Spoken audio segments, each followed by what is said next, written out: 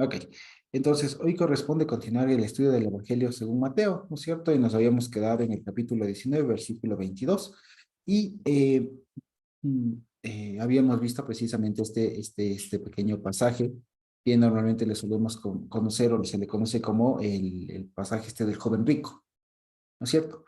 Y en temas generales, en términos generales, habíamos visto que la perspectiva del rico era que se podía ganar la vida eterna mediante obras, ¿no? Mediante obras, y cuando el Señor Jesús le dice, o le pone, o le recuerda que tiene que cumplir, que observar los mandamientos, él le responde, el joven rico le responde que eso ya lo hizo y que qué más le falta, ¿no? ¿Qué más le falta?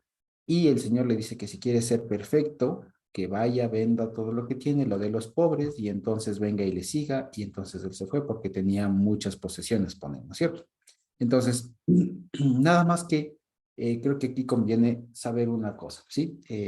Creo que una vez más la ventaja es que seguramente estos pasajes que vamos a leer no va a ser la primera vez que los revisemos, así que tenemos esa ventaja, digamos, como punto de partida en el que no partimos de cero, ¿sí? Así que, ¿qué les parece? Y no sé, les pediría a alguien por los hermanos por ahí que nos puedan ayudar leyendo, nada más como para tener una misma idea todo el pasaje desde el 19:16 hasta el 20:16.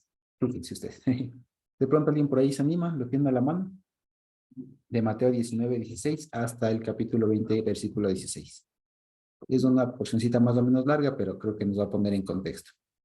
¿Lo tienen por ahí? Dijiste Mateo 19, ¿qué? ¿16? Sí. Ya, yo lo leo. Vale, gracias. Gracias, Dos Nazaret. segundos. Gracias. 19, 16. No sé si me escuchas. Sí, perfecto. Dice, dice lo siguiente. Ay, espérense un segundito que mi compu está un poquito lenta. Ya, dice. Entonces vino uno y le dijo, maestro, bueno, ¿qué bien haré para tener la vida eterna? Él le dijo, ¿por qué me llamas bueno? Ninguno hay bueno sino uno, Dios. Mas si quieres entrar en la vida, guarda los mandamientos. Le dijo, ¿cuáles? Y Jesús dijo, no matarás, no adulterarás, no hurtarás, no dirás falso testimonio, honra a tu padre y a tu madre, y amarás a tu prójimo como a ti mismo. El joven le dijo, todo esto lo he guardado desde mi juventud. ¿Qué más me falta? Jesús le dijo, si quieres ser perfecto, anda, vende lo que tienes y dalo a los pobres, y tendrás tesoro en el cielo, y ven y sígueme. Oyendo el joven esta palabra, se fue triste porque tenía muchas posesiones. ¿Hasta ahí? Hasta el 20:16, por favor.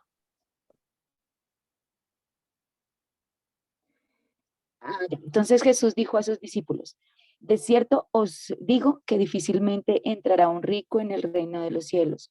Otra vez os digo que es más fácil pasar un camello por el ojo de una aguja que entrar un rico en el reino de Dios. Sus discípulos oyendo esto se asombraron en gran manera diciendo, ¿quién pues podrá ser salvo? Y mirándolos Jesús les dijo, para los hombres esto es imposible, mas para Dios todo es posible.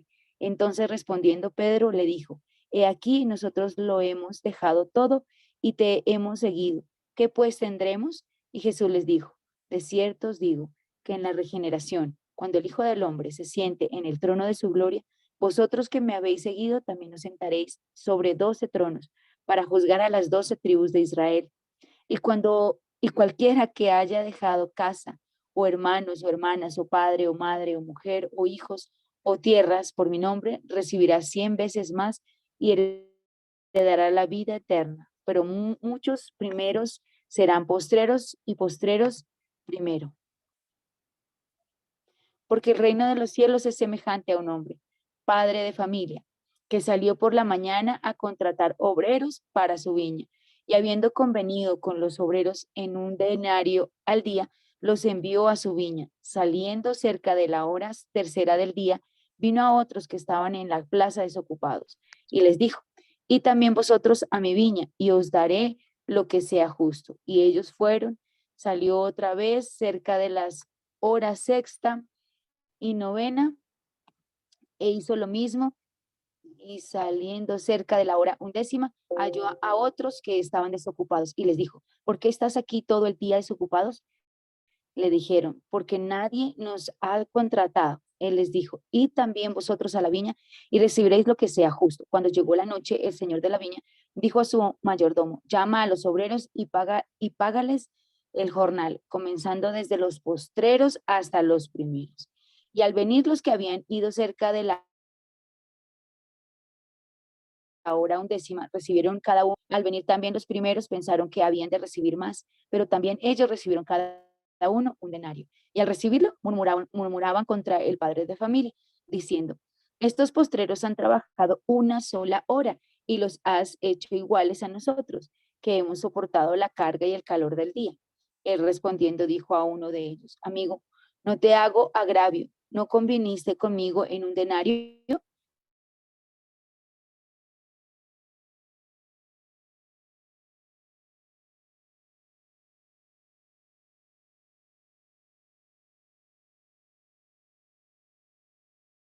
Jimé, Jimé, creo que, bueno, creo que se quedó por el versículo 8, ¿cierto? Perdón, 12. Vale, creo que se cortó la conexión. Ok. Nada más terminamos de leer, ¿ok? Dice, él respondiendo dijo a uno de ellos, amigo, no te hago agravio, ¿no conviniste conmigo en un denario? Toma lo que es tuyo y vete, pero quiero dar a este postrero como a ti. No me es lícito hacer lo que quiero con lo mío, o tú tienes envidia porque yo soy bueno. Así los primeros serán postreros y los postreros primeros, porque muchos son llamados y más pocos los escogidos. Ok. Entonces, todo este pasaje, y gracias a Jimmy por habernos ayudado con la lectura, todo este pasaje que acabamos de leer, del 19:16 hasta el 20:16, parecería ser un solo argumento de nuevo. Entonces, nada más como para recordar, la anterior semana habíamos hecho algunas correcciones, ¿se acuerdan ustedes al versículo 16 precisamente? ¿Ya? Que habíamos conversado de que no es que le dice el joven rico, maestro bueno, ¿no? Sino maestro, coma. ¿Qué haré de bueno para heredarla, para tener la vida eterna? ¿Cierto?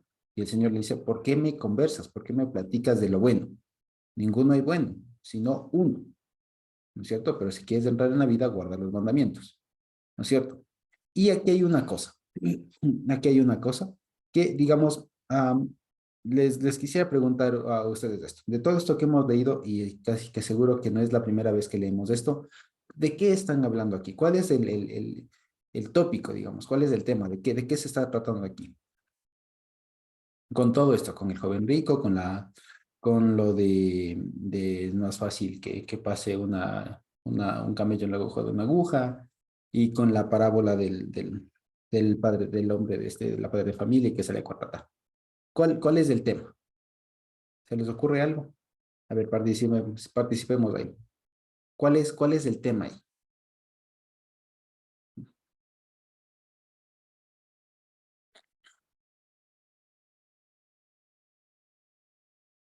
¿Quién se anima? ¿Cuál es el tema de todo esto?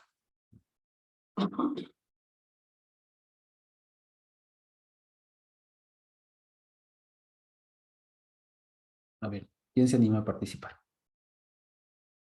De todo esto que hemos leído de Mateo 19:16 al 20:16, hemos visto tres pasajes, ¿no es cierto? El tema del joven rico, esta conversación que tiene chiquita el Señor con los discípulos, y después la parábola esta del hombre que es dueño de una viña, ¿no es cierto? Y la pregunta es, ¿qué de común ven? O sea, ¿cuál es el tema? ¿De qué están hablando acá? ¿Cierto? O más bien, preguntemos antes. ¿Les parece que están conectados o no? Mm. ¿Están conectados? ¿Qué opinan ustedes? ¿Están hablando de lo mismo? ¿Sí o no? Josuecito, buenas noches. Marlenita. Posiblemente de la vida eterna, sí, conectados. Ya, muy bien, muy bien. Y con eso nos vamos, precisamente, de la vida eterna. Entonces, fíjense ustedes, de hecho, ¿qué les parece si lo vemos como una pregunta? Y de hecho, si ustedes pueden ver, hay algunas preguntas que se hacen, perdón, que se hacen en este pasaje que acabamos de leer. Y la que queremos, digamos, o la que detona todo esto es la que le hacen los discípulos, que es lo que está detrás de todo lo que hemos visto, ¿ya? Y es la que está en el 19:25. ¿Alguien le puede leer, por favor, ahí qué dice? En el 19:25, ¿cómo pone? Sus discípulos, oyendo esto, se asombraron en gran manera, diciendo, ¿quién pues podrá ser salvo?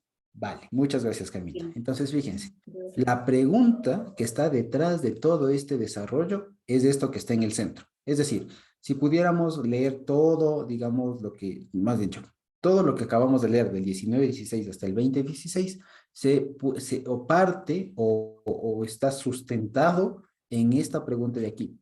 ¿Quién pues podrá ser salvo? ¿Ok? Esa es la pregunta.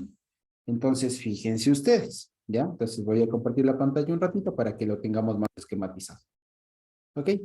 Entonces, solamente voy a poner aquí. En el 19:25, vaya, 19:25 está el tema, que es ¿quién podrá ser ahí? ¿Quién podrá ser salvo? ¿Salvo? ¿Ya? A ver qué está sonando. Sí. Por ahí está sonando algo, dice Carita. Ok. Entonces, 19:25. ¿Quién podrá ser salvo? ¿Ok? Esa es la pregunta. Y aquí hay que desmenuzarle un poco. ¿Ok? Aquí hay que desmenuzarle un poquito. Porque cualquiera de nosotros, ¿quién podrá ser salvo? Parecería como una pregunta un poco teológica, un poco filosófica, ¿no? ¿Quién podrá ser salvo? Pero lo que aquí quisiera recalcar o relevar es este verbo, es el verbo poder, ¿vale? Porque para nosotros la palabra ¿quién podrá ser salvo? Básicamente se traduce a como ¿quién se salvará? ¿No es cierto?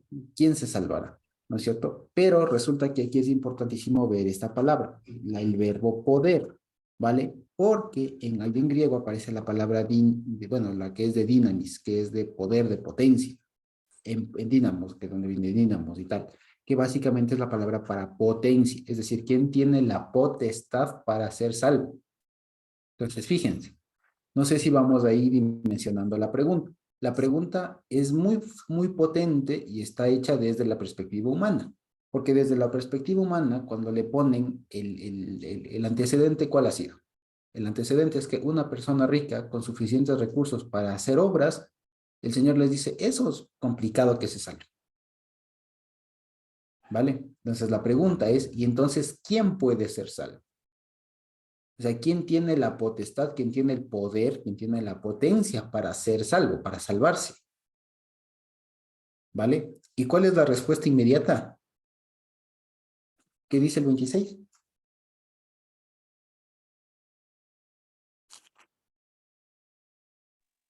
¿Qué El dice el 26, Dice, y mirándolos, Jesús les dijo, para los hombres esto es imposible, mas para Dios todo es posible. Ok, y de pronto tenemos en alguna otra versión que no sea la Reina Valera, para ver qué dice en otra versión. El 26, 19-26 de Mateo. Dice así. Fijando en ellos su mirada, Jesús les dijo, para los hombres es imposible, pero para Dios todo es posible. Ok, En esto, de pronto mientras lo busco que en otra, ¿tiene por ahí alguna otra? De pronto Jime o hermana Lolita que suelen tener otras versiones. De Mateo 19, 26. ¿O por ahí? Igual, para dicen. O sea, en todas dicen para los hombres y para Dios. Para, ok. ¿Y en eso? ¿También? Jime? Jime le tiene. Para Para los también. seres humanos es imposible, pero para Dios todo es posible. Para, ok.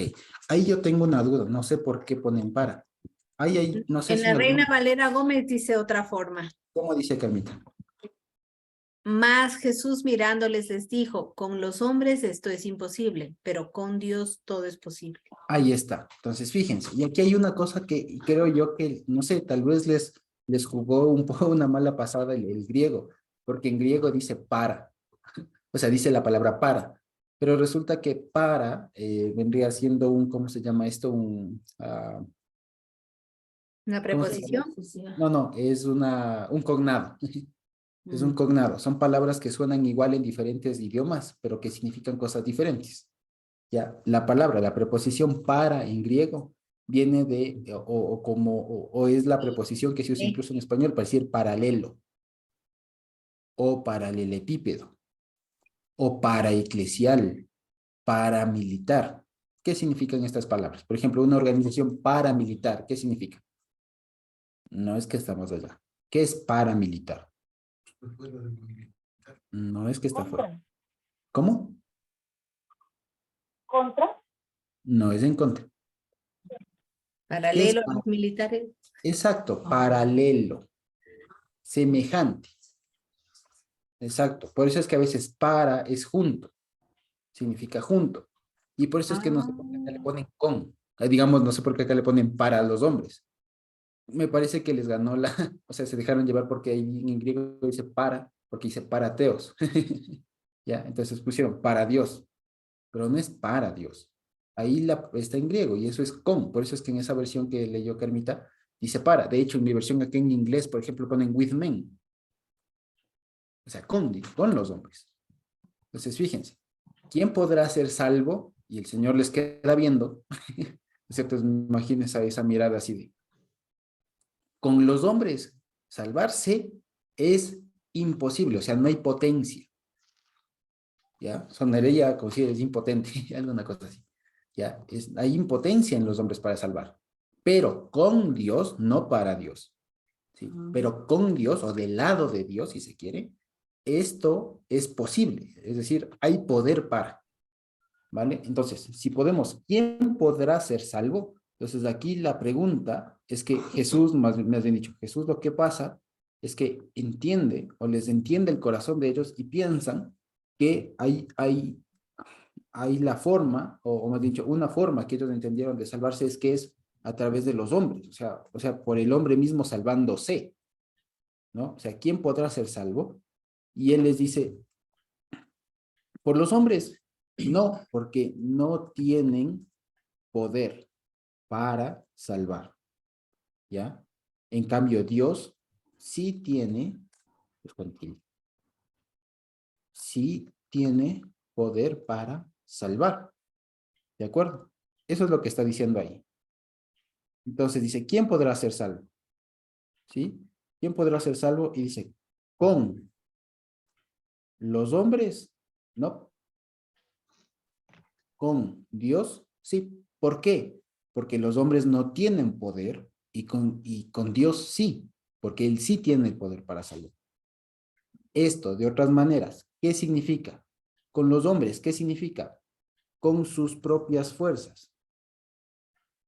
Con sus propias fuerzas. Y esto entiéndase, sus propias obras. Mientras tanto, ¿qué significa?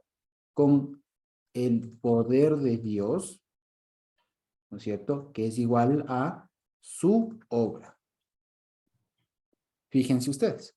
No sé si hasta ahí vamos viendo. No sé si hasta ahí estamos claros. ¿Sí? Por eso, Carmita. Tengo una traducción del hermano Eric de ese verso. Por favor.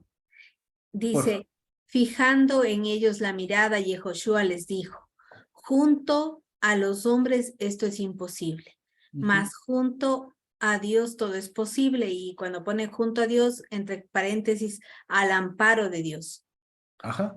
que Exacto. es el amparo de Dios de su obra en nosotros, ¿no? Ahí vamos, exactamente.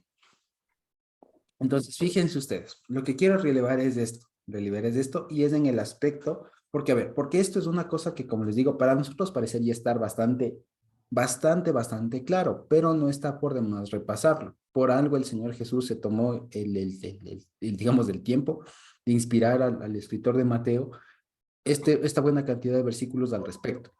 ¿De acuerdo? Entonces, ¿por qué digo todo esto? Porque incluso hasta ahora se piensa y se sigue, incluso como que queda como un primitivo recuerdo acá en la cabeza, de que a Dios se le agrada haciendo algo, o que si no se hace algo, entonces como que no hice bien las cosas, como que tal vez perdí la salvación o soy menos salvo o alguna cosa, ¿ya? Y aquí nos sirve un montón el tema de recordar qué es este tema de cómo podemos ser salvos, ¿ok? Entonces, como dice ahí, con o junto, etcétera, pues básicamente es esto, saber que no depende de uno, que la obra depende del Señor, ¿sí? Y todo esto acordémonos que viene del pasaje este del joven rico. ¿Sí? Y esto es importante para nosotros, esto es importantísimo para nosotros. ¿Por qué? Porque aún, y ojo que este tema de los ricos está hablando de un rico que en principio sería creyente, ¿no es cierto? Entonces, ¿por qué? Porque, por ejemplo, aún en nuestros tiempos se ha visto casos, por ejemplo, en donde iglesias, por ejemplo, iglesias que son pequeñas, que de pronto no tienen mucha gente o no tienen muchos recursos, etcétera, se comparan con una iglesia, pero de esas enormes, ¿no? Y dicen, no, pues ese es el sueño, ese es a donde hay que llegar, porque ellos hacen mucho. Ellos hacen mucho, ellos ayudan, tienen programas, tienen seminarios, tienen universidades, tienen misioneros, tienen ayuda social, tienen 2, 3 grupos de música, tienen CDs, tienen grupos de danza, tienen grupos de jóvenes, tienen proyectos, tienen misiones, tienen no sé qué, tienen obras aquí, acá, acá, acá. Entonces, miren cuánto hacen, ¿ya? Entonces, fíjense, el asunto está en eso y todo esto está reducido o todo esto está relacionado, muy, muy relacionado con este tema de quién tiene el poder para, ¿de acuerdo? Y en últimas, el ser humano tiene poder, en última instancia, para hacer obras, ¿ya? En últimas, tiene poder para hacer obras, pero no tiene el ser humano poder para salvar, que es diferente.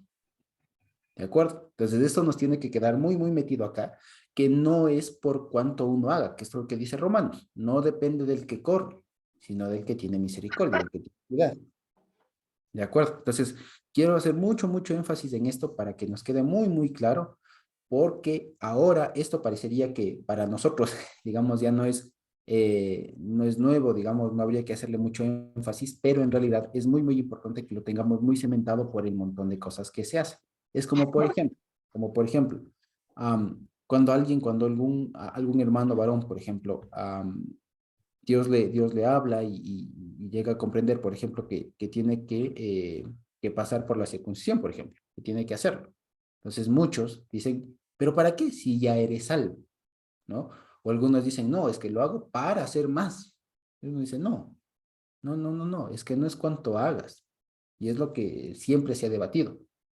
Nunca hay que perder de vista esto. ¿Por qué? Porque cuando las cosas, digamos, cuando digamos, esta pregunta, que normalmente suele aparecer cuando una persona es nueva, etcétera, vuelve a reaparecer cuando una congregación o las circunstancias están ya estables.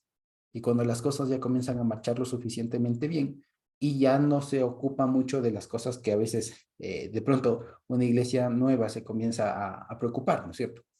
Se comienza a fortalecer y todo, pero cuando las cosas se asientan, ya pasa un tiempo y se pierde un poco de vista, esto vuelve a aparecer, porque entonces ya no se enfoca tanto en cimentar, en las cosas, sino ya en qué más hago, qué más se hace. Y ahí es cuando nunca, por eso digo, nunca hay que perder de vista esto. Nunca es por cuántas obras y nunca se nos ocurre pensar que hacer cosas o incluso cumplir con la palabra del Señor o llevar a cabo la palabra del Señor nos concede algún mérito especial para con el Señor. ¿De acuerdo? Entonces, eso es lo primordial. Ahora, ¿por qué hago tanto énfasis en esto? Y quisiera retroceder, de ahorita estamos en el versículo 25 y 26, y fíjense ustedes, estos dos versículos que ponen acá, el 23 y el 24, ¿no es cierto? Que hablan que básicamente es la misma idea dicho de dos maneras, nada más que antagonistas, o digamos antónimas, ¿no es cierto? Nos van a dar alguna idea, ¿no es cierto?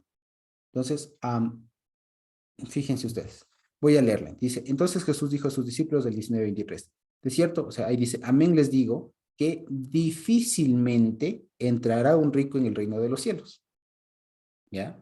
Y dice el 24, otra vez os digo que es más fácil pasar un camello por el ojo de una aguja que entrar un rico en el reino de Dios. Ok, entonces, aquí detrás de esto hay un contraste. Dice, es difícil versus es más fácil, ¿no es cierto? Ahora, estos dos conceptos de acá están en conceptos de cuánto cuesta, o sea, cuánta tarea corresponde, cuánta tarea merece hacer algo. Entonces dice cuando se refiere que es más difícil que entre un rico en el reino de los cielos, es decir, que le va a costar mucho, que hay mucho trabajo por hacer, ¿ya? Eso es lo difícil, ¿vale?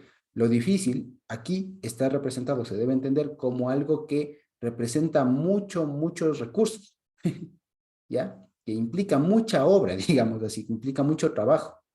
Mientras tanto, que lo más fácil es aquello que se requiere menos trabajo. Y por eso es que pone una comparativa. Para que un rico entre en el reino de los cielos, es más fácil, o sea, requiere menos trabajo, menos esfuerzo, que un camello pase por el ojo de una aguja. Y vale la pena decirlo. Al respecto de esta comparativa del ojo de una aguja, a veces se ha escuchado que algunos dicen, ¿no?, que era un huequito que había en la muralla de Jerusalén, pero eso es mentira, nunca lo hubo. No es así. Es más fácil saber que el camel o el camelum que habla ahí en griego es una referencia a una soga de pescar, que era una cosa gruesísima. Y por eso dice, es más fácil pasar el camello, ya que era una soga de los pescadores. Incluso, no sé si ustedes han ido por algún rato por la vía a la costa, en las vías especialmente estas que son, sí, que son costeras, que están justo junto sí, a pueblos pesqueros y todo lo demás, pueblos pescaderos. No sé si se han dado cuenta, por ejemplo, en Pedernales, en estos hay poblados en donde no ponen los topes para los carros, sino ponen unas sogas. Y fíjense que a veces los carros tienen que parar porque esas sogas son, ¿cómo se suele decir? Son tuco de soga, ¿no? Son sogas muy gruesas, ya. Hagan cuenta que ese es el camello que hablan acá. Entonces no está hablando de un camello literal, sino el uso literario que se tenía ahí de que así se le llamaba a esa soga. Y esa soga, que es muy gruesa, es más fácil pasar por el ojo de una aguja. ¿Ya? Lo que quiere decir es, menos trabajo requiere eso que un rico pase. En todo caso, lo que está hablando una vez más es en el ámbito de obras, ¿sí? Es más trabajoso hacer que un rico entre a que lo otro. Es una hipérbole, obviamente, es un ejemplo exagerado, ¿no es cierto? Para que los discípulos lo vean y más que nada se denote esto, porque al parecer los discípulos de aquí estaban convencidos de que también se eran salvos por obras, o sea, se salvaba a la gente por cuanto hacían. De hecho, la respuesta que el joven rico le dice, y cuando le preguntan, ¿no?, y le dice, ¿qué hago? Y le enumera todos los mandamientos. La respuesta que le da el joven rico, esto de, ¿qué más me falta? No es tanto en el sentido de qué más me falta por hacer, sino es qué más a mí me falta. O sea, él se sentía ya completo. No sé si me explico. Entonces, él se sentía ya salvo, es lo que quiero decir. Él se sentía ya salvo, porque cuando él dice, ¿qué más me falta? O le traducen ahí, en español es ambiguo, porque, y además del contexto, parecería sugerir como que, y lo que siempre se ha entendido es como que, ¿qué más me falta por hacer? No, pero lo que él está preguntando es a mí, o sea, ¿de qué estoy yo carente? No sé si me explico, ¿sí? Y por eso la respuesta del Señor Jesús dice, si quieres ser perfecto, es decir, si quieres ser completo, si nos damos cuenta, por eso es que él le dice, bueno, eso ya tengo, o sea, eso ya soy. O sea, si es eso, ya estoy perfecto, estoy completo. ¿Qué más me falta? ¿De qué carezco? Y el Señor le dice, si quieres ser completo, si quieres ser perfecto, si quieres ser íntegro, anda y haz esto. O sea, despójate y todo lo que hablamos la anterior semana. Y ante esa respuesta es que los discípulos y el Señor les dice, no, más fácil, más fácil es que se logre una cosa así, de pasar una de esas sogas enormes por una aguja, antes que un rico, que alguien tiene muchas posesiones, que alguien que tiene muchos recursos, entre al reino de Dios. Y ahí se da, y esto más allá de hacernos lío en eso, lo que esto quería, como sería, es, ¿cómo se llama? Cuando alguien pisa en una mina, ¿cómo es? ¿Cómo se llama? Cuando alguien pisa en una mina. Detonar. Cuando alguien detona, ¿no? Lo que quería hacer esto es detonar en ellos lo que estaba adentro. Porque si no pasaba, lo que quiero decir es que si no pasaba este evento del joven rico, los discípulos no se daban cuenta, digamos, no caían en cuenta que ellos mismos estaban creyendo igual que el rico, que se era salvo o que se ganaba favores en virtud de cuántas obras hago más. Y que pensar que los mandamientos son como una cosa de que, ya cumplí, ya estoy. ¿Ya? Entonces no es así. Por eso lo que detona esto, digamos, este símil de más difícil y más fácil que hace el Señor, ¿no es cierto? Esta comparativa, es esta respuesta. ¿Quién pues podrá ser salvo? ¿Quién pues podrá ser salvo? Y el Señor por eso les responde, ¿con los hombres o junto con los hombres? No, porque ellos no tienen poder. Con Dios sí, porque Él sí tiene poder. ¿Vale? Entonces, fíjense ustedes, esta es la respuesta fácil, esta es la respuesta rápida. Entonces, ¿cómo se salva uno? Y ahí está, mediante el poder de Dios, porque solamente Dios tiene poder para salvar. O somos salvos en virtud de la obra del Señor, no de la nuestra, porque eso siempre fue así. Y es lo que incluso hemos visto en muchas porciones. ¿Se acuerdan ustedes las varias veces que hemos estudiado la porción, por ejemplo, de Abraham, de Lej Lejá, ¿vale? Cuando le llama y todo lo demás, y le comenta al Señor del abrir y todo lo demás, y le dice, yo seré a tu descendencia por Dios, y ellos serán a mí por pueblo, ¿no es cierto? Y ahí precisamente le dice, y ya está este versículo, de que y Abraham le creyó a Dios y le fue contado por justicia. ¿Se acuerdan ustedes que hemos hablado bastante de ese versículo y que no debemos entenderlo así, sino cómo? ¿Alguien se acuerda cómo debemos entender ese versículo? De que no es que Abraham le creyó a Dios y le fue contado por justicia. ¿Se acuerdan de eso? ¿Alguien se acuerda?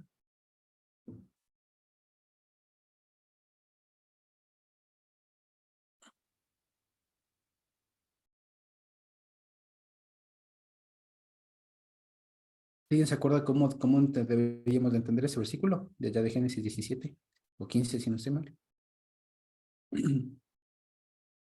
¿Alguien se recuerda? ¿Por ahí? ¿Están vivos?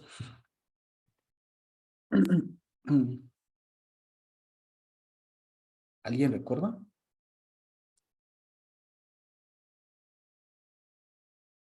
¿Se acuerdan? ¿Están despiertos?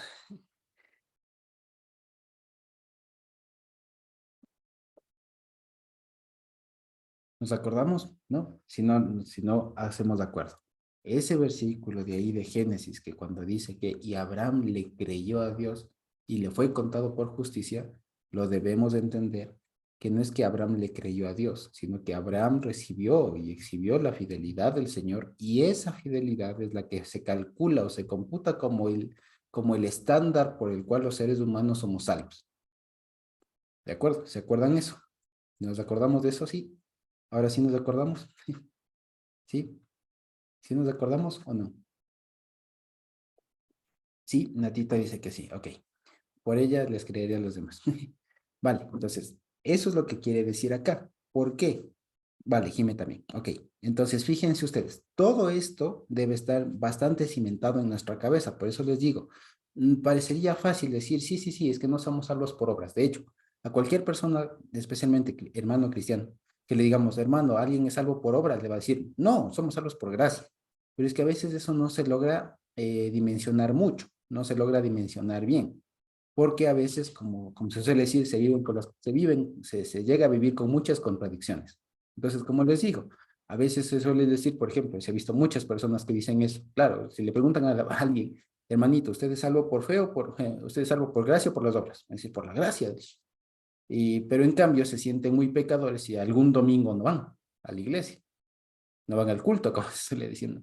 Se suelen muy culpables y como que, hoy no fui, como que, híjole, o sea, no hice y como que algo pasó, como que se derrumbó el mundo, ¿no? Alguna cosa así, ¿vale? Entonces, es lo mismo, es exactamente lo mismo. Si somos salvos, no por nuestras fuerzas, eso debe estar muy, muy claro. En otras palabras, no depende de nosotros la salvación, no depende de cuánto haga e incluso de cuánto no haga. ¿Sí? Y esto hay que tomarlo con muchas, digamos, con mucha madurez para que no se, no se malentienda, ¿vale? Porque es verdad, nosotros en la medida en que vamos aprendiendo, vamos entendiendo la palabra, vamos haciendo las cosas, vamos llevando adelante nuestra vida como creyentes, como hijos del Señor y todo lo demás. Pero debemos estar advertidos que en ese caminar nos vamos a equivocar. Nos vamos a equivocar. Algunas cosas habremos hecho mal, habrá que irlas corrigiendo en el camino y todo aquello. Y por eso mismo es que nuestra salvación no descansa en cuanto hacemos.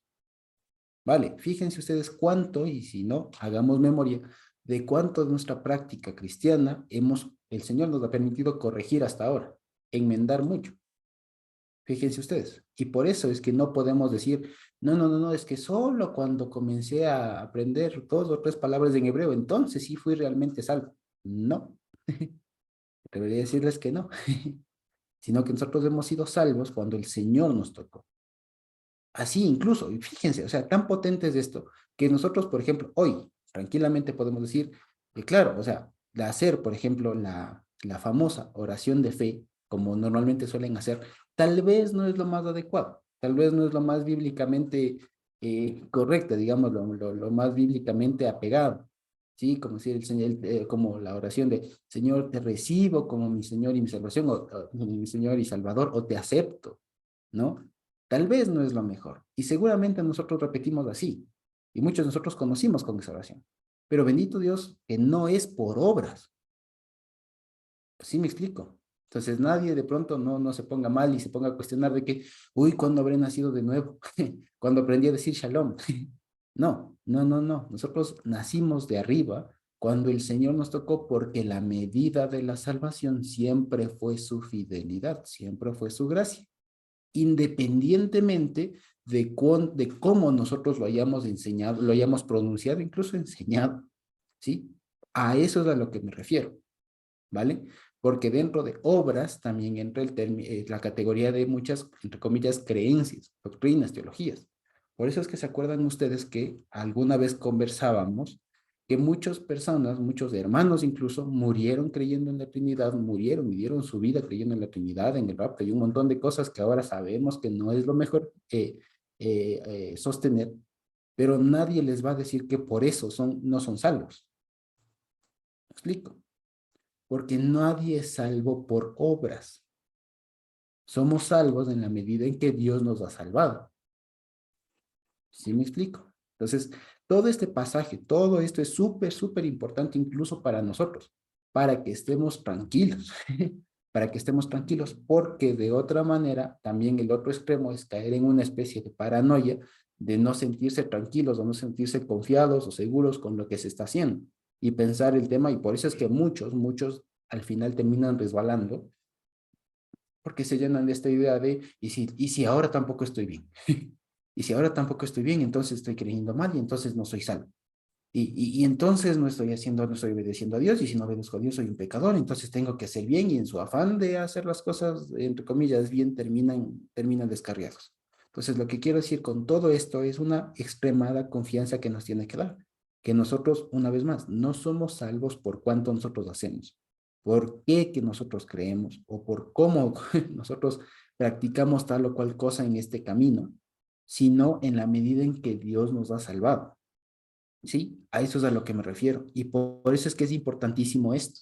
Por eso es que es tan fundamental repasar esto, que básicamente es uno de esos cimientos, como diría Pablo, uno de esos rudimentos, pero que vale la pena siempre tenerlo en mente, siempre tenerlo en mente, de tal manera que, como les digo, en cualquier momento siempre salte esta conversación, sea con hermanos de la propia congregación, sea con hermanos cristianos, sea con familiares, etcétera, siempre va a salir eso, siempre va a salir eso.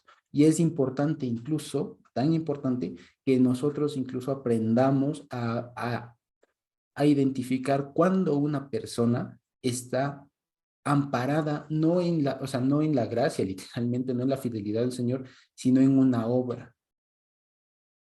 ¿Sí? Eso es importantísimo, porque esto que el Señor Jesús está haciendo acá es precisamente eso. Está revelando esa confianza en la que estaban puestos los ojos de los discípulos. Los discípulos estaban puestos los ojos en que ellos eran salvos o estaban alcanzando la salvación por cuanto le seguían al Señor. O sea, esa era su obra. ¿No? O que estaban cumpliendo mandamientos. Entonces, como yo no he matado, respeto a mis papás, tengo una sola mujer, etcétera, entonces ya he de ser salvo. ¿No es cierto? Entonces resulta que el Señor Jesús por eso les queda viendo. Les dice, no, con los hombres, no. La cosa es con Dios. La cosa es que entendamos, una vez más, que nos quede súper clarísimo, que somos salvos en virtud del sacrificio y del poder del Señor, que solo Él tiene poder para salvar. ¿Sí? Eso. Entonces, fíjense ustedes, ¿ya? Ahora, junto con esto viene también una una consecuencia, que es lo normal o lo que normalmente se solía incluso enseñar desde el judaísmo y que a veces ha calado hasta nuestros días, ¿sí? Y esto incluso se pasó al tema o sea, se pasó cuando la Iglesia Católica estaba en su apogeo y demás. ¿Ya? Y es pensar que por hacer cosas que el Señor manda, nosotros nos ganamos más o menos pedacito del cielo, ¿no? O tenemos más o menos cosas o tesoros o cosas del cielo, ¿ya? Y que entonces el que hace más, ya la recompensa no es un tema de cuán salvo soy, ¿no? Sino entonces el tema se deriva en cuántas recompensas tengo allá, ¿no? Entonces, si usted quiere tener muchas recompensas allá, despójese de todo acá, o si usted quiere tener muchas recompensas allá, haga mucho de lo que el Señor le dice para que tenga mucho más allá, ¿no? Y como les digo, este pensamiento de pensar como que si el cielo fuera una especie de banco, ¿no? Porque básicamente es pensar que el cielo es un banco, que el Señor es un banquero al que mientras más le deposito, más intereses me genera, ¿no es cierto? Pues ha calado mucho. Ya les digo, el judaísmo incluso tiene esa idea. Por eso es que ustedes van a ver que, por ejemplo, muchas de las obras que se hacen, obras, quiero decir, construcciones, por ejemplo, edificaciones o alguna cosa así, si se hace a nombre de algún judío que ya falleció, es como que eso le va a dar más méritos cuando, cuando entren al seno de Abraham o lo que sea. ¿Sí me explico? Y lo mismo se enseñó de alguna manera, o sea, esta misma idea, no igualito, pero de una idea similar, se enseñó en la Iglesia Católica. Si no, acuérdense ustedes de esas novelas como Guasipungo, Juyungo, ¿se acuerdan ustedes? El tema de que cuando el muertito ya estaba ahí, ¿no es cierto? Le decían, la misa de cuánto quieres, la más cara le asegura la entrada al cielo, o la más barata no le asegura la entrada al cielo. Ese tipo de cosas. Y es lo mismo que ahora en mucho o en una buena parte del ámbito cristiano se predica, el tema de cuánto das y si según la ofrenda es entonces el poder de la oración o alguna cosa por el estilo. ¿Me explico? Entonces, y por eso les digo, es tan importante que nosotros estemos en cuenta eso, tengamos en cuenta esto, de que nosotros no somos salvos y que la salvación no es por obras, depende siempre y siempre ha dependido del Señor. ¿Sí? Y como les decía, esto en últimas revela en dónde esta pregunta de cómo eres salvo tú, de cómo uno es salvo, en virtud de quién uno es salvo, revela en dónde está cimentada la confianza de uno. Y por ejemplo, yo me pude dar cuenta de esto, por ejemplo. A muchos, y de pronto ustedes también lo vieron, a muchos a propósito de la pandemia, que ahora ya casi que está pasando, ¿no? Pero cuando recién comenzó ya hace 2 años, hace casi 3 años, en el 2020, ¿se acuerdan ustedes que hubo la famosa cuarentena, que fueron varios meses que se cerraron, ¿cierto? Mucha gente, muchos hermanos incluso, o gente que iba a las iglesias, ¿qué terminaron haciendo? Se terminaron apartando muchos, no todos, gracias a Dios, pero muchos se apartaron. ¿Por qué? Y ahí uno se daba cuenta en dónde estaba la confianza. La confianza no estaba en el Señor, la confianza no estaba, o sea, su convicción de salvación no estaba en Dios, estaba o en el grupo de música o en el templo. Entonces, si le cerraron el templo, ya no era cristiano. ¿Me explico?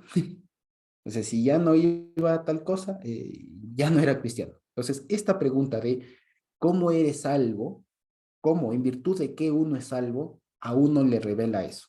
Y esto es muy importante, incluso para nosotros, porque puede ser que a nosotros todavía nos pensemos que somos salvos porque es que guardo Shabbat. Es que guardo Shabbat, entonces soy salvo.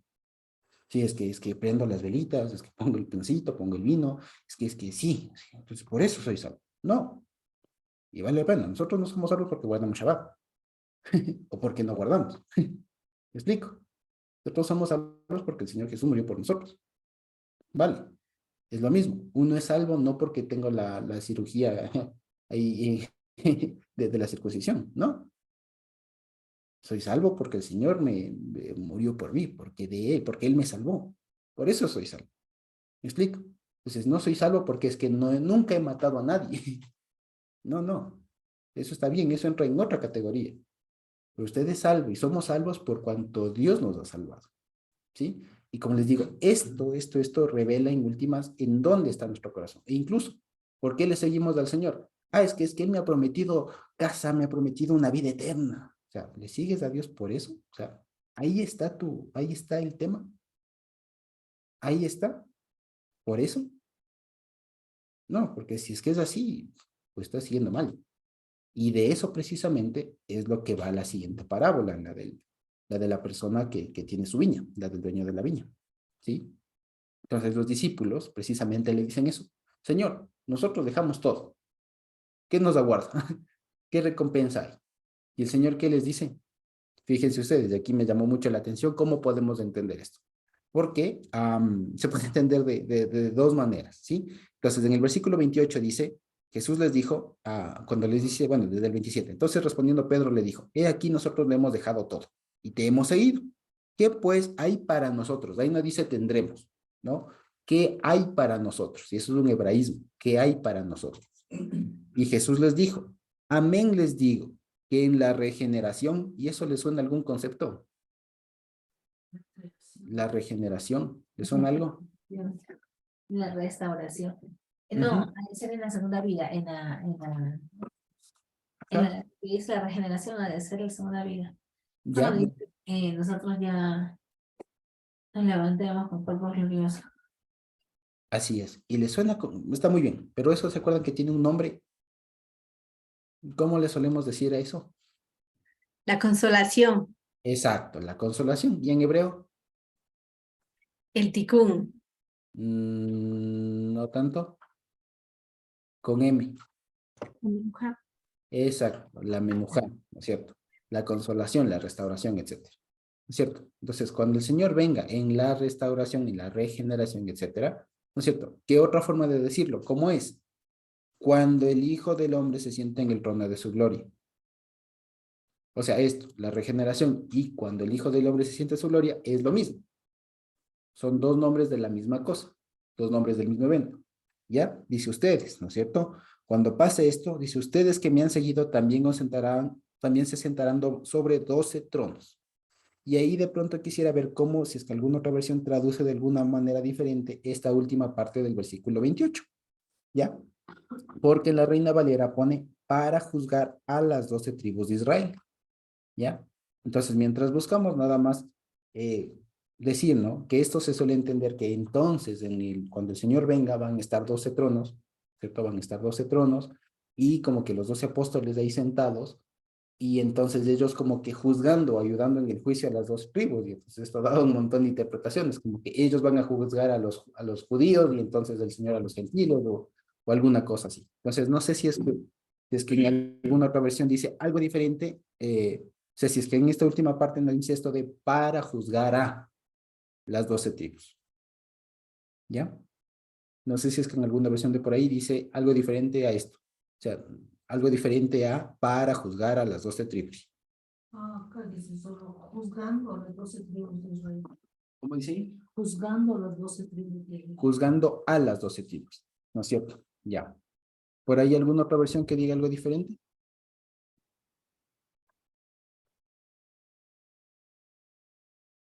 Lo mismo igual. Para juzgar a las 12 tribus. Entonces, aquí me parece que es otra cosa, ¿ya? Porque sonaría raro y no, en realidad no encontré mucho este tema de que los apóstoles puedan, digamos, juzgar a las 12 tribus. Suena un poco raro. Además, recordemos que si solo hacemos una mirada así, digamos, en el Apocalipsis, Dios nos revela que hay 24 ancianos. Entonces es una cosa media complicada que haya, y que ellos tienen precisamente esos 24 ancianos, están en tronos y botan sus coronas y todo lo demás, ¿ya? Y que todo es un simbolismo. Así que aquí les diga a los apóstoles que ustedes van a tener 12 tronos y van a sentarse, ¿ya? Para juzgar, ahí es el asunto. Entonces, cuando simplemente les dice que ustedes van a tener 12 tronos, lo que significa es que van a tener un lugar donde sentarse. Y que como está diciendo, ustedes, cuando yo venga a sentarme en mi trono, ustedes también van a tener 12 tronos. Lo que le estoy diciendo es el trono, primero que es para sentarse. Y de hecho, cuando el Señor, y esto es muy importante porque significa, más bien dicho, la acción de sentarse en la Biblia implica que la acción se ha terminado, que ya no queda nada más por hacer. ¿Sí? Entonces, por ejemplo, alguien se sienta o el rey se sentaba para juzgar precisamente porque no tenía otras cosas que hacer, entonces se dedicaba solamente a eso. Y cuando el Señor dice, cuando el Hijo del Hombre se siente en el trono de su gloria, significa que toda su obra ha terminado. ¿Ya? Y cuando les dice a ellos que van a estar en la misma condición, significa que ellos estarán precisamente en la regeneración, o sea, cuando el momento en el que las cosas serán hechas totalmente de nuevo. Lo que dice Apocalipsis 21-22. ¿Sí estamos claros? ¿Sí me siguen? ¿Sí? ¿Sí me siguen? ¿Sí? ¿Sí? De acuerdo. Entonces, fíjense ustedes, ¿ya? Y por eso dice, y esta última frase que dice, para juzgar a las 12 tribus, me llamó la atención porque no hay parece que no hay ahí un objeto directo de para juzgar a, sino solamente es como una conjugación en tiempo continuo, juzgando las 12 tribus de Israel. ¿Ya? O sea, como decir, lo que quiero decir es que en este versículo habrían tres ideas de lo mismo. Es decir, aquí está hablando la regeneración, ¿no es cierto? Después, cuando el Hijo del Hombre se siente en su trono de gloria. Y eso es lo mismo que decir, cuando las tribus de Israel estén juzgando. O sea, juzgando las tribus de Israel. ¿Sí?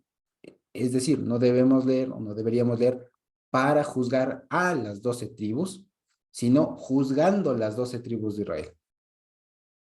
O sea, en el momento, en el espacio, en el periodo en que las 12 tribus de Israel van a juzgar. Y aquí el sentido de la palabra juzgar no es precisamente el de un juicio, sino de gobernar, el de regir sobre algún lado. De hecho, en algunas versiones le suelen traducir así. Le suelen traducir como para gobernar a las 12 tribus de Israel. Me acuerdo que en algunas versiones lo suelen poner así, tal vez alguien por ahí lo puede corroborar. ¿Sí? Le suele traducir así. Entonces, fíjense ustedes, lo que quiero decir en pocas palabras es esto, que esta frase, la regeneración, cuando el Hijo del Hombre se siente en el trono y cuando las 12 tribus de Israel juzguen o gobiernen, es lo mismo. ¿Ya? Es decir, otra forma de decir la regeneración, es decir, cuando las 12 tribus de Israel gobiernan, que es lo mismo que decir cuando el Hijo del Hombre, cuando el Hijo de Dios se siente en su trono de gloria. Lo que quiere decir que, respondiendo a la pregunta de los apóstoles, ¿no? ¿Nosotros qué tendremos? Pues ustedes van a tener también un espacio ahí. Cuando las 12 tribus de Israel reinen, cuando sea la regeneración, cuando el Hijo de Dios se siente en su trono, ustedes también van a estar ahí sentados. Y van a tener sillas, lo que significa que sus obras han cesado, que sus obras han terminado, que ya no quedan más cosas que hacer. ¿Ya? Entonces, fíjense, es bastante distinto. Porque si no, ya les digo, nos enfrentamos a esto de que los apóstoles tendrán 12 tronos. Y para juzgar a las 12 tribus de Israel es algo muy, muy complicado que hace bastante ruido en realidad. Que hace bastante ruido. ¿Sí? Porque hay un trono, Dios se sentará como juez, Él será el que haga el juicio. Y los 12 apóstoles aparte, como ayudando ahí en el juicio, juzgando como tal, suena un poco raro. Suena un poco raro. Así que ya les comento de nuevo. Una vez más, lo que estaría ahí diciendo es precisamente la regeneración, ¿no es cierto? Por un lado. Por otro, cuando el Hijo del Hombre se siente en su trono. Y por otro, cuando las tribus de Israel juzguen o gobiernen, es una forma o son tres formas distintas de decir una misma idea. ¿Ya? Y en ese momento, lo que el Señor le dice es, cuando pase esto, ustedes también van a tener una silla ahí. Ustedes también van a tener lugar ahí. ¿Vale? Y dice, y este es el asunto, dice, y cualquiera que haya dejado casas, hermanos, hermanas, o padre, o madre, o mujer, o hijos, o tierras, por causa de mi nombre, recibirá 100 veces más y heredará vida eterna. Entonces, ¿qué significa esto? Esto ya está más fácil de entenderlo. Ese último y, cámbienle por un es decir, y ya se entiende. ¿Ya? Entonces, para que no pensemos que entonces, si es que alguien dejó una casa, recibe 100 casas. No, si es que alguien dejó un hermano, recibirá 100 hermanos. Porque si uno recibió, imagínense, un padre recibirá 100. O si alguien dejó una madre, recibirá 100 mamás a cambio. O peor aún, si es que alguien dejó una mujer, recibirá 100 más. Entonces suena raro, ¿no es cierto? Entonces no es así. ¿Qué significa esto de recibirá 100 más? ¿Qué significa? heredará la vida eterna. Entonces, recibir 100 más en este contexto es lo mismo que decir, recibirá la vida eterna. ¿De acuerdo? ¿Ya? Para que no pensemos de una forma así bastante como matemática. Entonces, sí, porque hay algunos que pensaron en forma muy, como se dice, muy humana, ¿no? Ah, entonces como el Señor me ha prometido 100 veces más, entonces dejo esta casa, porque ella me tiene que dar 100 más. Y si dejo 2, me da 200. Entonces, no va así. Lo que significa es que cualquier persona que, y aquí lo que se debe entender es que dejar en el sentido de dejar ir, o sea, de soltarle, de no darle la prioridad. Eso es lo que quiere decir. Cualquiera que ha puesto su prioridad, no a su casa, a sus hermanos, etcétera, etcétera, etcétera, sino al Señor, entonces es. Y fíjense ustedes que suena mucho, ¿acaso les pregunto, acaso no suena igual? No suena a lo que el Señor le dijo a Abraham, ahí en la parasha de Lej Leja, precisamente, ¿se acuerdan ustedes? ¿Cuál fue la palabra con la que el Señor le llamó a Abraham? Deja a tu padre, a tu parentela y sal. ¿Se acuerdan? Que anda para ti, ¿no? Anda para ti o anda a pesar de ti, de tu tierra, tu parentela. Y eso tiene la idea de deja, o sea, de suelta. No es que te olvides, que les ningunees, que vendas todo, no. El tema es que pongas por prioridad al Señor. Y eso es lo que quiere decir. Entonces dice, cualquiera que ponga como prioridad sobre padre, madre, hermanos, hijos, posesiones, lo que sea, casas, lo que sea, a mí, eso es lo mismo que recibir 100 veces más, es decir, ganar la vida eterna. ¿Sí? Así de sencillo, para que de pronto no se tomen esto muy literal también, porque si dejáramos esto así, literal, pues estaríamos acabando con un montón de matrimonios. Entonces, ya, pues, porque si fuera así, para heredar la vida eterna, entonces dice que deje a mujer. Entonces, lo siento, te dejo y me voy. ¿No? Entonces, no es así. Entonces, hay algunos que hicieron así. Es como, incluso hay muchas bromas que se hacen de esto, ¿no? Pero lo que quiero decir es para no ser así tan literales. Y digamos, pongo estos ejemplos así bien absurdos para que veamos que no se deben entender de esa manera literal. Porque si fuera así, ya les digo, alguien pensaría, entonces si le dejo a mi mujer, allá recibo 100 más. ¿Cierto? Entonces me conviene dejar a mi mujer para allá. O sea, no, nada que ver. Nada que ver. Aquí lo que significa recibir 100 veces más es un sinónimo que decir heredará la vida eterna. Así de sencillo. ¿Ya? Estamos claros hasta ahí. Y esta última frase que dice, pero muchos primeros serán postreros y postreros primeros, ¿qué quiere decir? Hay muchos, los primeros, ¿qué significa? Los que llevan trabajando de una determinada manera. ¿Sí? Y los últimos son los que han venido con un último entendimiento, digamos. ¿Vale? Y eso precisamente se explica con la parábola esta. Creo que si alcanzamos, no sé si les molesta que nos tomemos unos minutitos más para avanzar con esta parábola última o desean de pronto continuar la siguiente semana. ¿Qué opinan? ¿Qué opinan?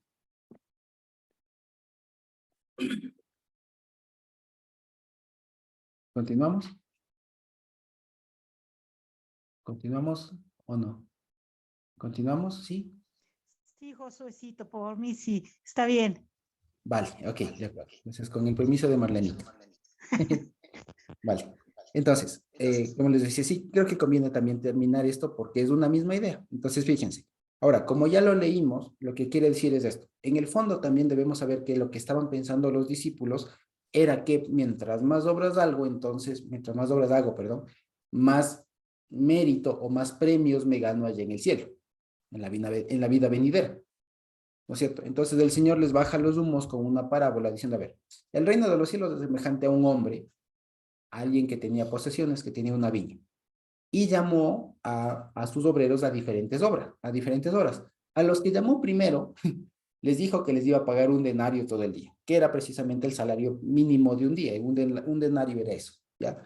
No sé, ahora que ya sube el salario básico acá, ¿cuánto será la hora, digamos, del día de trabajo? ¿Como a $22, puede ser? $22, 21 puede ser, ya. Supongamos que le dijo, te pago 25 el día, ya, supongamos, ya.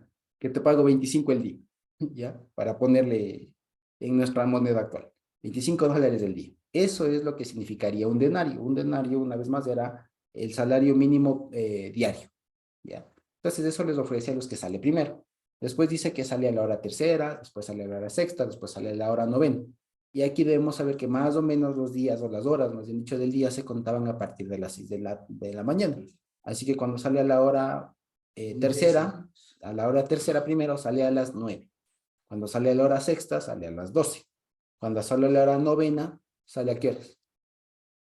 A las 3 de la tarde. Y cuando sale a la hora undécima, sale a las 5 de la tarde. Y la jornada era hasta las 6. O sea, fíjense que se trabajaba antes 12 horas. ¿No es cierto?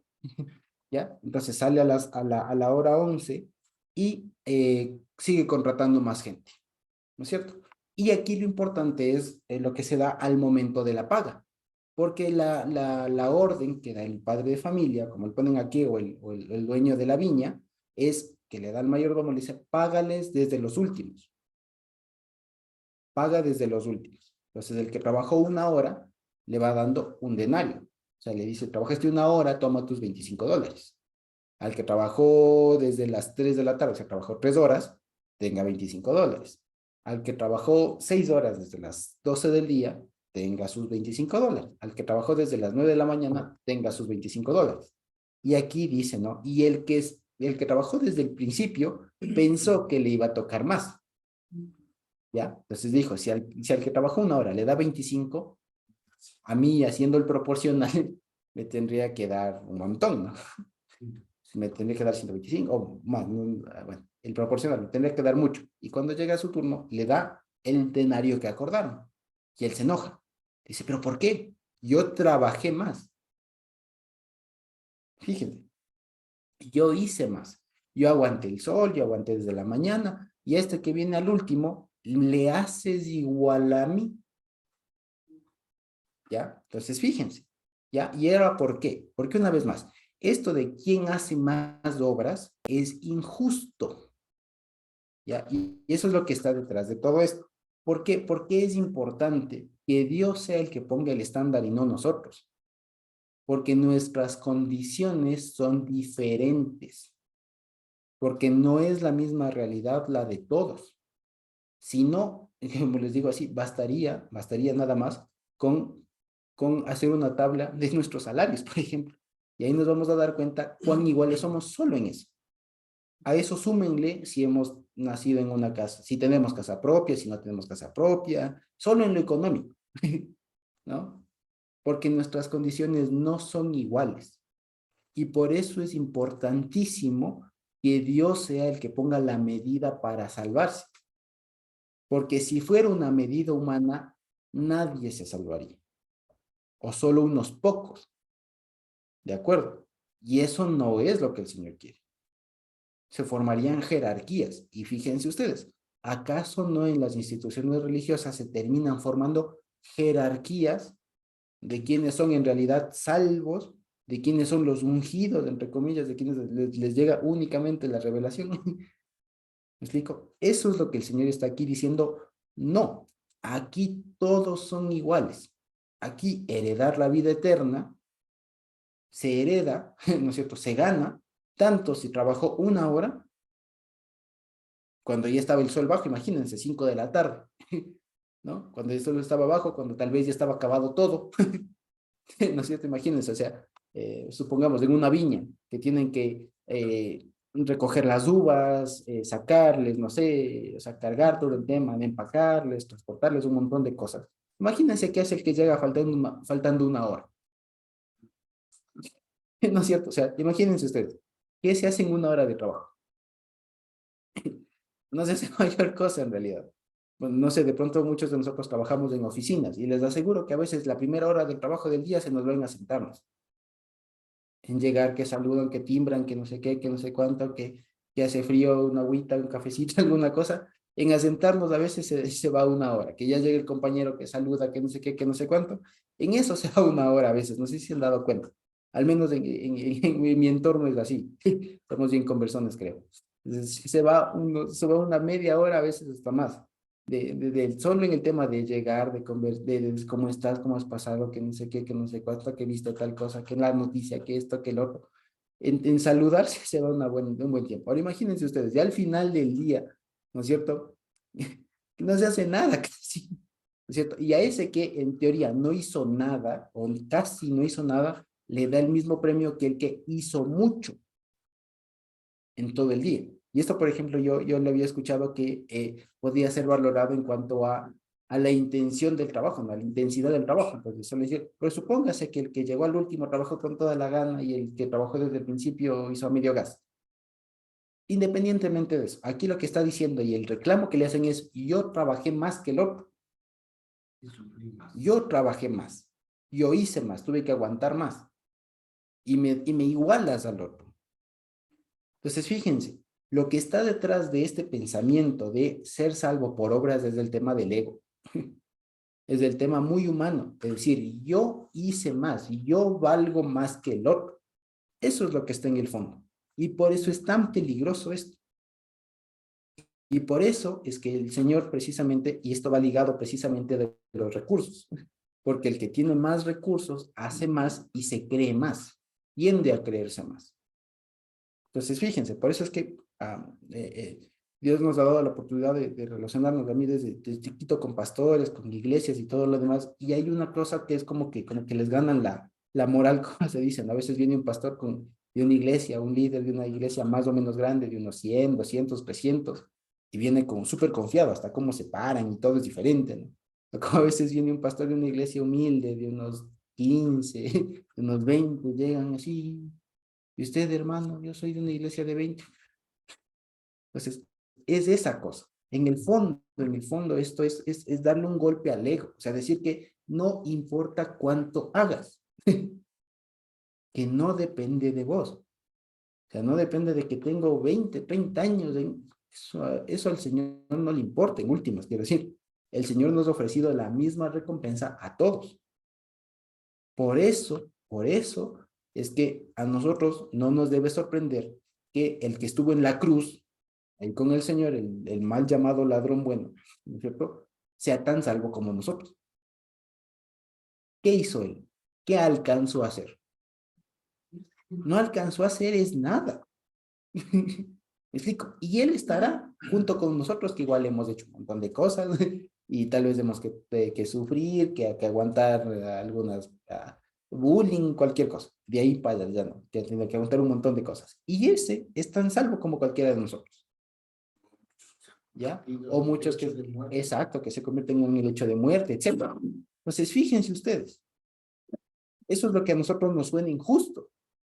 Y no, en realidad es lo más justo que existe. En realidad es lo más justo que existe. ¿Por qué? ¿Por qué? Porque precisamente para que alguien juzgue, ¿no es cierto? Para que alguien juzgue, tiene que ser alguien de fuera de nuestra realidad. Por eso es que, por ejemplo, en el sistema humano, los jueces son personas especializadas, independientemente de lo que está pasando con la justicia actualmente ahorita, solo como por poner el ejemplo. Los jueces se supone que son personas que están con una preparación diferente, que permiten ver o que ven los problemas de las personas de otra manera para así encontrar una solución adecuada, ¿no es cierto? Entonces, pero digamos, y por eso es que en nuestro caso, en cuanto a salvación, es imposible, es injusto que nosotros mismos nos pongamos la barrera porque nadie es igual, ¿ya? Nadie es igual.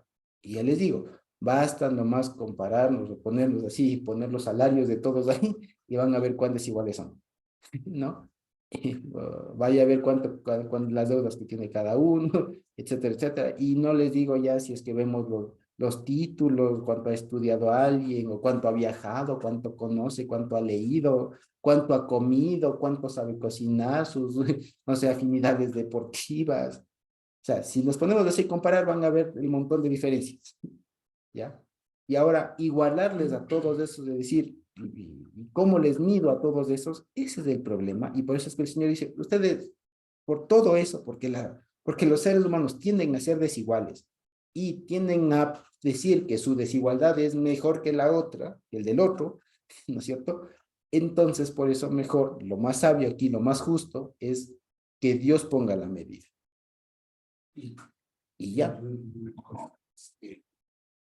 El hombre cree que tiene más mérito porque más ha hecho, más años, más intenso el trabajo, inclusive más hostil el medio en el que se desenvolvió, con escaseces, con gente pobre que no tenía mayor cosa, y hay otros, en cambio, que tienen iglesias prósperas de gente que gana mucho, que pone plata y todo. Entonces, el Señor tan sabio ha establecido que la salvación no es por mérito humano, sino Él ha puesto una medida de salvación que es la muerte de Cristo. Y todo ser humano que haya aceptado, como comúnmente nosotros decimos, aceptar a Cristo como el Señor de su vida y depender de Él, aceptar su sacrificio, entregarse al Señor, ¿no? O aceptar el llamado de Dios, como se lo quiera ver, esa es la medida de salvación. Todo aquel que ha recibido al Señor Jesús como su único y suficiente Salvador, digamos de esa manera, ese es salvo, sin importar los daños que ha hecho, lo hostil de su entorno, los sacrificios que haya hecho y todo lo demás, es salvo solo por la muerte y la resurrección del Señor Jesucristo. Entonces esto es al margen de que haya sufrido, de que no haya sufrido y de que todo lo demás. Es el Señor quien puso esa forma de salvar y Él dará sus recompensas a cada uno, y a eso es muy aparte.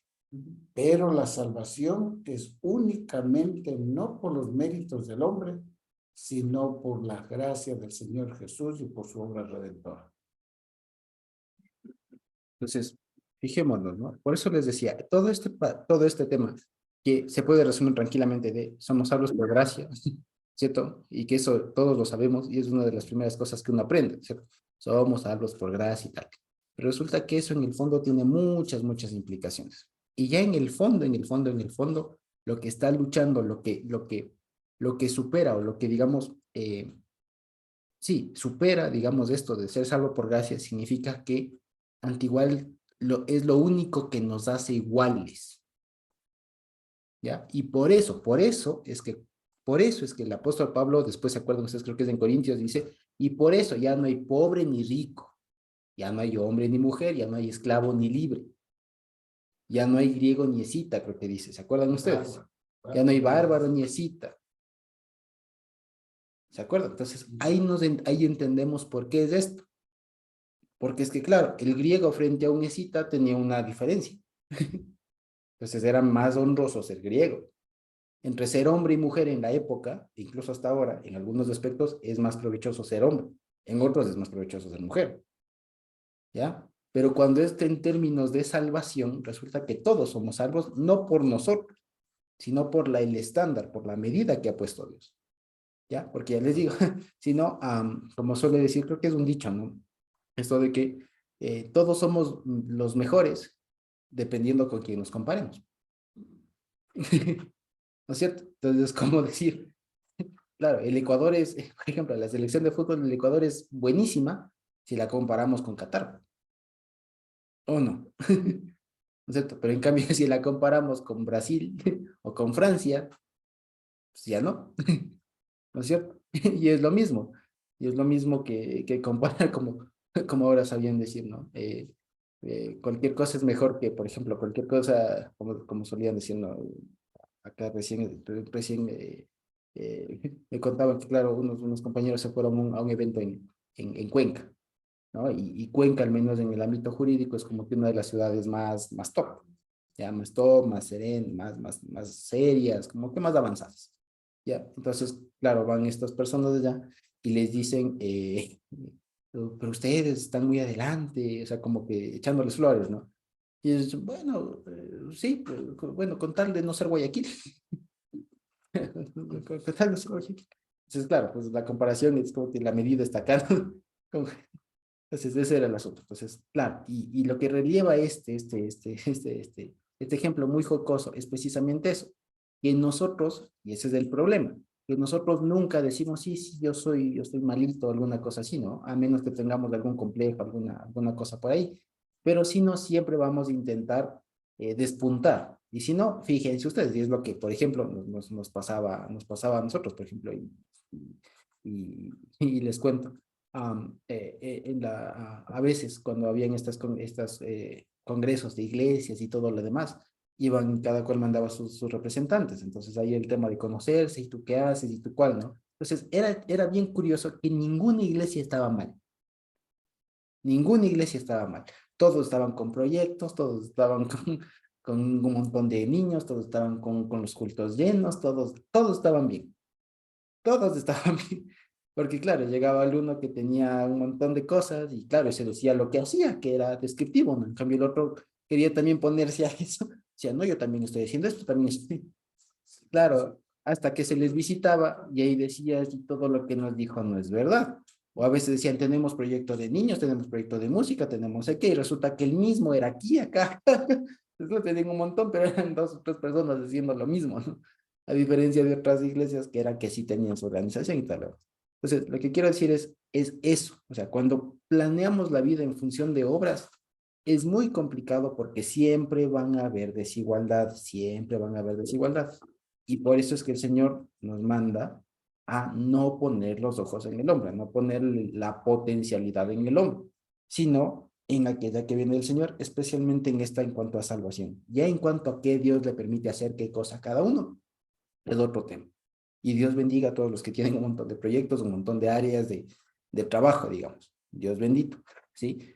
Pero en cuanto a nosotros, a cuanto a lo que ya tiene que ver cada uno, pues estemos seguros que no depende de que ay, chuta, como a veces suelen decirlo, yo no he predicado a nadie, no he ganado ni un alma este año. Así, por último, si no lo hizo, no hay problema. O sea, ya, habrá que ver por qué no se hizo alguna cosa, pero tampoco es como que, híjole, ya no hizo eso, ya, pues ya no es salvo, ya arrepientas. Alguna cosa así, no. Ya, o es como a veces, como por ejemplo, a veces suele pasar, ¿no? Chuta, es que no alcancé a hacer, me olvidé del Shabbat, entonces ya llegué a mi casa a las 9 de la noche, ya no alcancé a hacerlas. Ya, o sea, ya, sobre la leche derramada ya no se llora, o sea, desde donde le cogió el asunto, corrija el asunto y vaya, y ahí siga, continúe. ¿Ya? ¿Por qué? ¿Y por qué tenemos, digamos, esta perspectiva? Porque conocemos esto en el fondo, que no depende de mí, que no depende de mis recursos, que no depende de mis condiciones, depende del Señor. Y el Señor, en la medida en que Él nos va enseñando, pues nos va dando también más entendimiento para seguir haciendo las cosas. Y en últimas, lo que esto trae es libertad. ¿Saben? Lo que esto trae es libertad. ¿Por qué? Porque atarse incluso a una perspectiva así de obras es muy, muy esclavizante. Y si no, les cuento lo que a mí me pasaba. En la iglesia que estábamos antes, claro, yo estaba al frente de algunas cosas, ¿ya? Y para mí era, y se volvió, y de pronto lo que tal vez alguno de ustedes se volvió eso, en lugar de ser una bendición, se volvió una carga. Porque es que ya era el repaso de esto, el repaso la reunión para no sé qué, la reunión para no sé cuánto. Entonces se vuelve un montón de cosas. Y pobre de uno que falte. Pobre de uno que falte, pobre de uno que no esté, pobre y tal. Entonces es una cosa así que se vuelve que algo que debería ser bueno se termina convirtiendo en algo hostigoso y de eso no se trata. ¿Por qué? Porque las cosas no es por obras. Es bueno tener una organización y todo lo demás, pero el asunto no es que no se vuelva algo así, como que si no hago, ya, fallaste, fracasaste y ya, perdiste. Entonces, no, el asunto es que debemos de entender que el asunto no depende de nosotros y que el éxito está en que nosotros seamos constantes y que sepamos que esto es un aprendizaje, que en algunas cosas vamos a estar muy bien, en algunas cosas vamos a pensar que estamos muy bien y después nos toca reaprender las cosas y a partir de eso seguir. Y hay otras que Dios nos salvará de no hacer bien, sí, o sea, de no hacer bien, de fallar y todo lo más. O sea, lo que tenemos que saber es que este es un camino de aprendizaje, de perfeccionamiento, ¿sí? Y que precisamente por eso no descansa o no depende de ello nuestra salvación, digamos, el que nosotros seamos partícipes de la vida eterna, ¿no? O sea, entremos a la regeneración y demás. Sí, eso es importantísimo para nosotros. Y creo yo que con esta parábola y este pasaje que hemos visto, pues nos queda bastante más claro este asunto. ¿Sí? Así, algo que es importante también tener en cuenta es que cuando uno comienza a hacer las cosas por obligación, ya comienza a tenerlo como carga. Se hace pesado, cansón, aburrido. Y hasta he visto que muchas veces hermanos, líderes, todo, a veces lo hacen, pero con una especie de hasta de ira, porque ya no están haciéndolo, ¿no? Como dice la palabra, que debemos hacerlo con gratitud, como para Dios, dice, que todas las cosas lo hagamos para Dios. Ese es un punto. El otro punto es que cosa linda y hermosa es que lo hagamos todas las cosas con gratitud, es con espontaneidad, con dedicación, con alegría. Si Él me perdonó toda mi deuda, ¿cómo no le voy a servir a mi Dios con todo mi corazón? Entonces, cuando uno pierde la perspectiva de lo que es el servicio a Dios, uno se lo toma el trabajo como algo cansón, tedioso, hostigoso, ¿no? Así como una carga pesada, que ya se le hace, pero como por obligación. En cambio, cuando uno lo toma por esa gratitud, que Dios me perdonó, me salvó, Él me compró con su sangre, ya no soy yo para yo, sino yo para Dios. Porque tengo ese corazón agradecido, voluntarioso, espontáneo, y esa es la parte que nunca debemos perder, sino siempre, siempre trabajar para el Señor en lo poco, en lo mucho, pero con gratitud, con espontaneidad, con dedicación, con diligencia. Entonces no va a ocurrir lo de aquel siervo que va a trabajar todo el día y está después enojado porque le han dado igual que el salario, igual que el que entró a las 5 de la tarde, ¿no?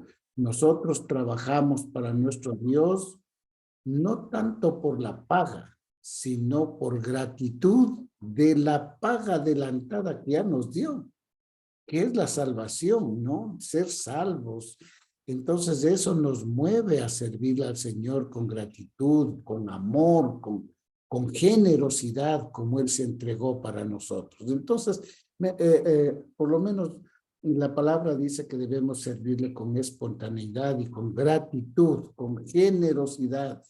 Por eso dice también el que generosamente da, el que abundantemente da, así lo recibe.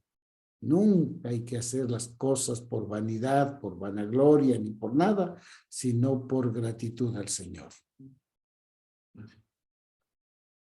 ¿Sí? Y nada más para finalizar, este versículo último 16 de Mateo 20:16, vale la pena decirlo, que termina diciendo solamente los primeros serán, así que, o así, los primeros serán postreros y los postreros primeros. Hasta ahí.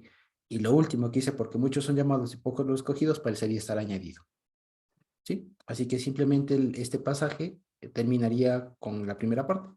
El Mateo 20:16 terminaría en, así los primeros serán postreros y los postreros primeros.